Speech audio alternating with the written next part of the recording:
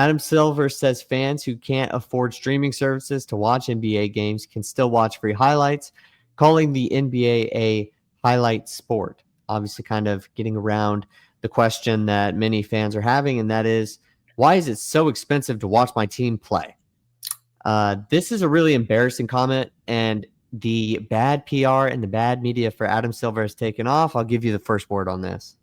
Yeah, I mean, what a comment to go out and just publicly say. Like, even if you are internally thinking that, I mean, the ratings of the NBA are definitely in a decline. Like, maybe the playoffs were definitely good this year, but just for regular season games, which is what he was specifically talking about, it has become so hard for the average fan to just catch a normal NBA game, between like having to pay for like a cable subscription that some people don't have anymore, to like them being on whatever streaming service that they're going to be like streamed on that random like Tuesday.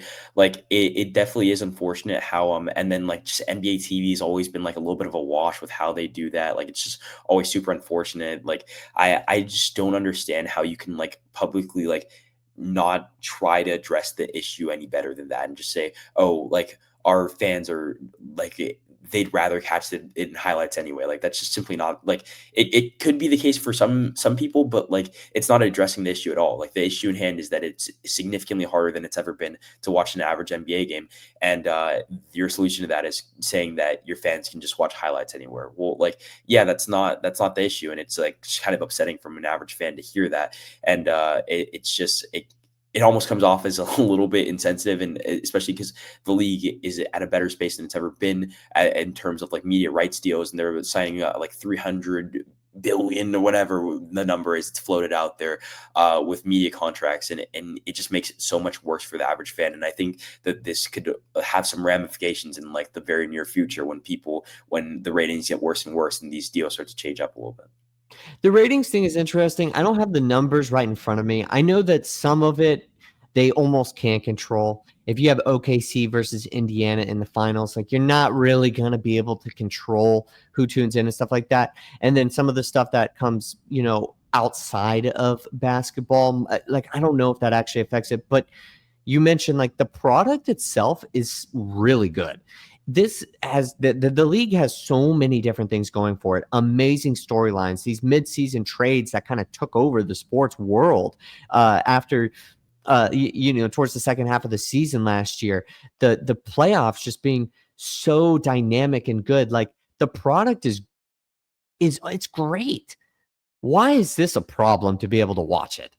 And then his answer to it is really, really, it's unfortunate because it's not like, oh, you're just looking for a problem to have. It's like, no. That's not how you can address this. There has to be some sort of nuanced approach to it. And honestly, I think Adam Silver, like over the last handful of years, his stock is probably a little bit further down than maybe it should be.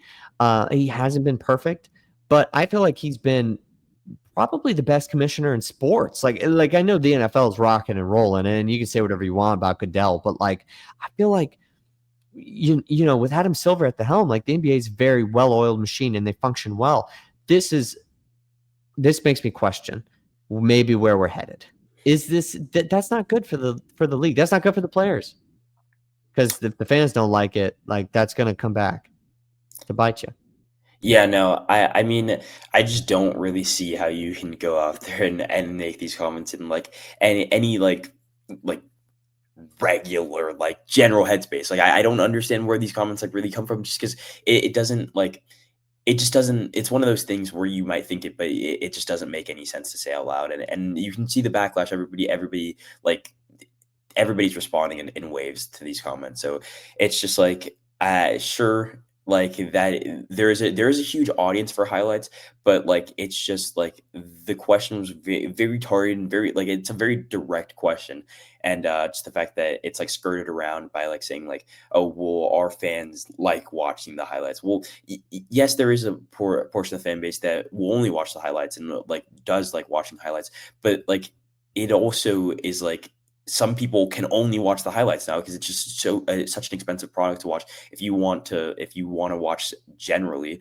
And then also like some of these like in general the product is really good, and when it starts coming down to like the playoffs stuff like that, there are some really good regular season games, but like also there's gonna be a point where like some people are just turned off by like there's a point where some people are turned off by the product a little bit, and are people going to want to also pay extra money to watch a product they're not particularly enjoying? I think that there is a wide ranging fan base that does enjoy where the NBA is heading, and like the people that don't like it as much are like generally being faded out a little bit, but still that there's a portion of the fan base that doesn't like this new NBA, and they're not going to be paying extra money to watch it, and they're probably not watching the highlights either. So I think that these comments are just interesting in general.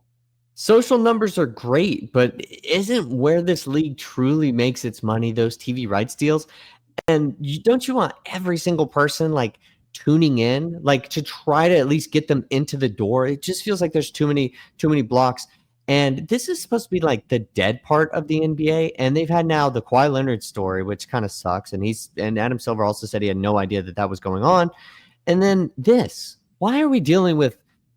It's not going to be the end of the world. I mean, the world hasn't, melted, but like, why are we dealing with a PR crisis after a great season of NBA basketball with a ton of awesome stories coming up? You've got all of these different stars intersecting in their careers because these players are playing longer than ever. Like, you've got the old generation, the middle generation, and the new guys. Like, it just feels like the NBA product is actually really, really good for, whatever criticisms it might get.